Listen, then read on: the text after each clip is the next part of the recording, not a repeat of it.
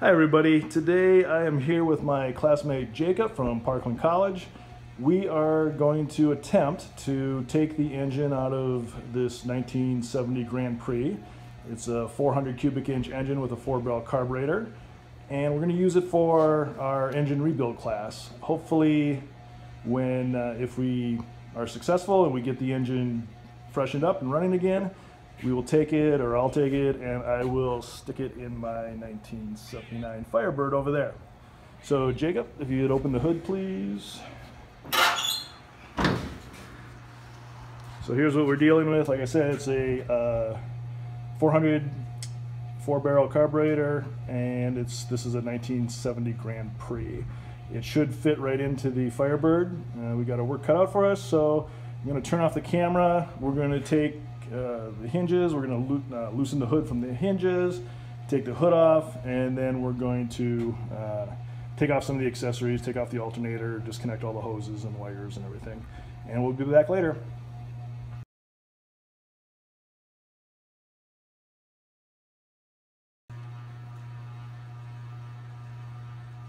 Okay, before we started today, I had already done some work on this car. I had removed the carburetor, I removed the fan and the belts, and I had removed the radiator as well. So far, Jacob has taken off the alternator and the bracket. I've taken out the ignition coil, which was sitting up right up there. I removed the heater hose, which was connected right down there. And now we're going to take the distributor and we're going to label all the wires so that we know what spark plugs they go to. There's plenty of information in this in the service manuals and everything that I have, but it doesn't hurt to just double down on the efforts to make sure we know where everything is going. Pontiac engines, the Pontiac labeled the cylinders or numbered the cylinders. The driver's side cylinders starting at the front of the engine are 1357, and on the passenger side 2468. So we're going to take a few minutes and label the spark plug wires.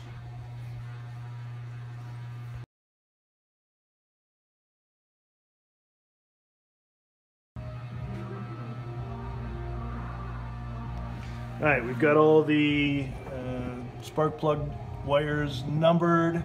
Like I said, all this information is available in the service manuals, but like I said, it doesn't hurt to double check.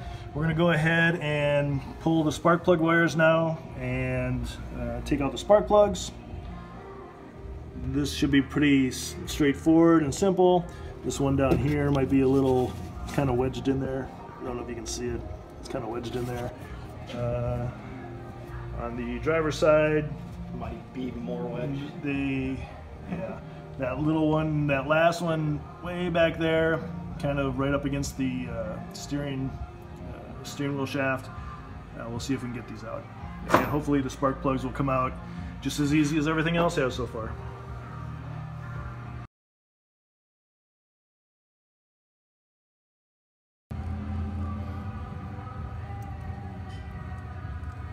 So take a look at this. We had this one spark plug wire way back here on that spark plug, right here against the steering linkage. And when we pulled it out, look what we found. It rubbed all the way through. Funny thing is, this car last ran in 2013. I think it was the last time it ran, and at the time it seemed to run okay. I didn't notice any misfiring or anything, but well, there you go.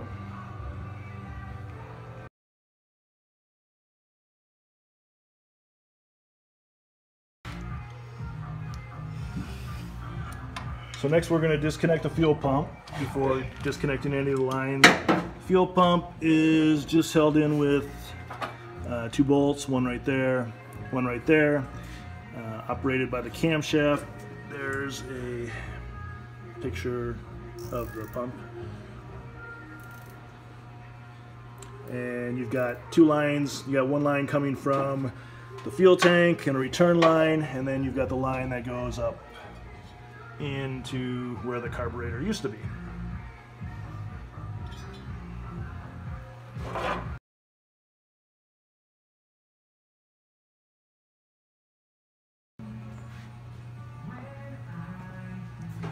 We got all the spark plugs out.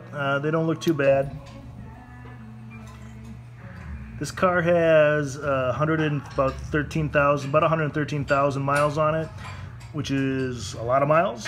It's the original motor, the original parts. I don't think anything, as far as I know, was changed on it. There was no major overhaul work done, no major work done to it at all. I don't even know if the timing belt was ever changed. I think that might be the original one. This car was in my family since it rolled off the showroom floor. My grandmother bought it in 1970. She kept it until she passed away, and then my mom got it. My mother kept it till she passed away, and now I have it. So it's in pretty good shape for as old as it is. Of course, we'll have to see if it cranks over or if there's any internal damage, but so far everything's coming apart pretty easily, pretty well. And we've almost got everything disconnected from the external, all the accessories and things disconnected, and we'll get underneath the car and try to disconnect the exhaust and the transmission in a few minutes.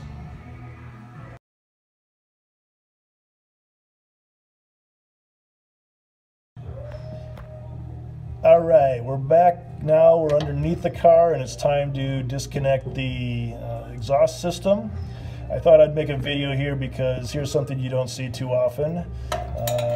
You've got the exhaust bolts up here. All I'm doing is sticking a socket on it with just a regular ratchet handle, and look at this, it's just spinning right off.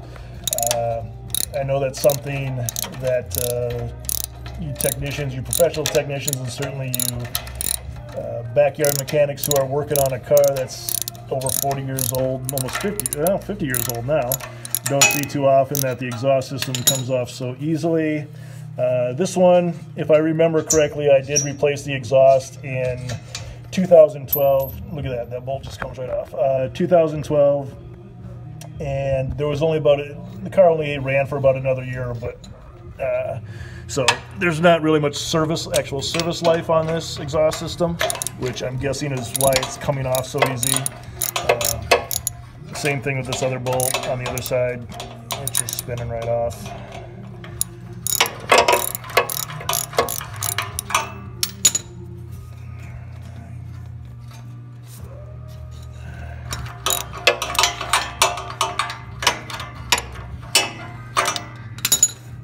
So let me put the camera down for just a minute. I might be able to. Yeah, I got it with my hand here. Yeah, I can get it easier. That's it. That's it. And then,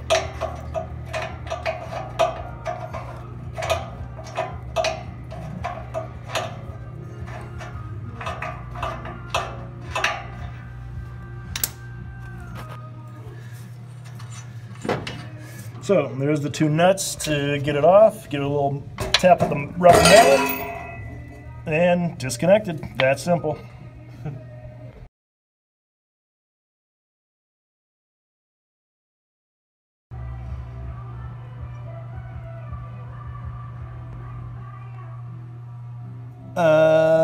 I don't know if we'll be able to see this on camera, but next I'm going to take out the starter.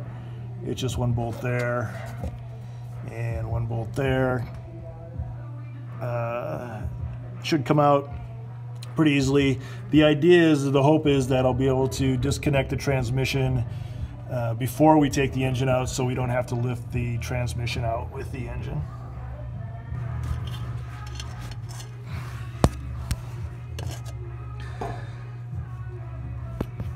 Okay, so I got a light down here, make it easier to see. So there's one bolt for the starter, there's the other bolt for the starter, and then of course we have to disconnect the cables from the solenoid for the starter. And there's just a better look at the exhaust studs, exhaust manifold studs that were so easy to take off. So we'll do that.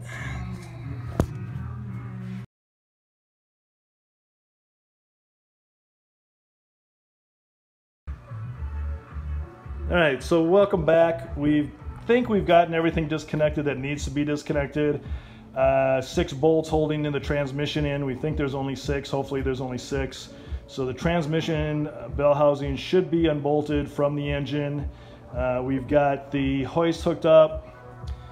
We've got some grade 5 bolts back there holding it onto the engine block cylinder head. Chain comes up. You can see we have the engine hoist.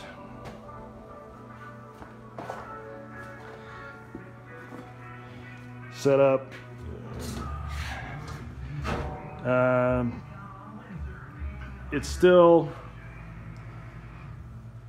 It's not exactly, the hook isn't exactly centered over the engine, but it's the best we can do with how long the nose on the Grand Prix is. In the front here, again, another grade 5 bolt holding it on there. So the only thing left to do is there is a engine mount bolt on this side. We took the one from the other side off, and so we're going to take this one off now.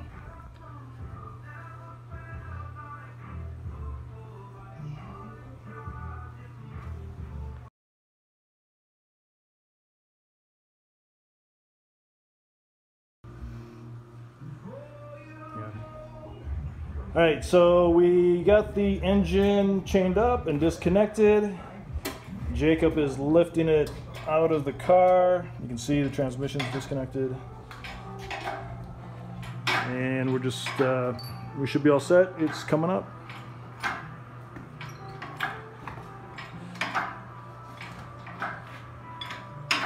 We do have the car raised up pretty high, so what we're probably gonna do is see how high the hoist will take it and then just drop the car down and let it come out that way.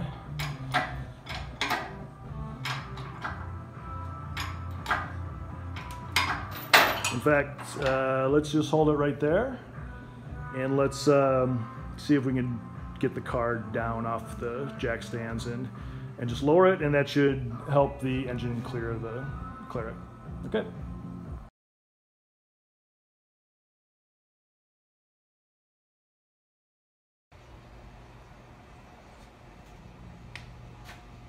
So, as you can see, we got the engine out. It's still on the hoist. It used to be here. And now it's here. I think probably the most time-consuming thing of removing this engine, was getting the transmission unbolted. There were 6 bolts holding it in. Wasn't 100% sure where the bolts were, or that we had gotten all of them, or how many there were. So that took a little bit of time. There were some that were very hard to access with the tools that I had on hand, but we got it out, as you can see. One of the greatest things about it, or one of the things I'm most happiest about, is I want to show you how easy this flywheel turns. Or I'm sorry, yeah, the flywheel, the torque converter. So, sorry about the noise in the background. Someone's cutting down a tree in my neighborhood, evidently. But just take a look at how easily I can turn this torque converter, which is still bolted to the flywheel. It's this easy. I'm just putting a little bit of pressure on it.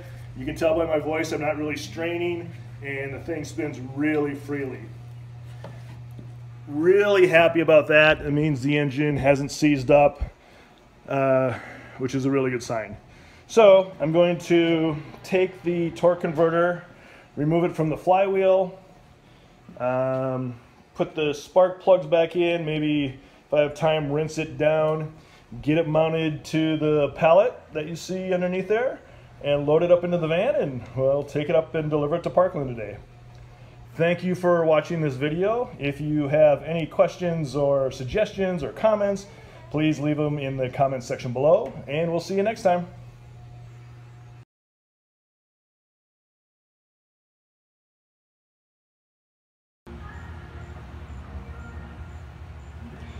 When we were taking things off of the car, we did try to keep everything as organized as possible. We put the bolts that we took out in baggies, labeled them. I'm not sure how important that's going to be. I mean, we want to keep the bolts that have to go back into the engine sorted and identified.